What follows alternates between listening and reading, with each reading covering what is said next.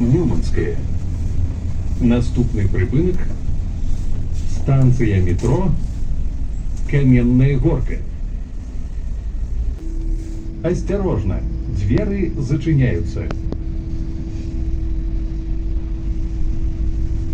При входе в транспортное средство снимайте рюкзаки и перевозите их в руках.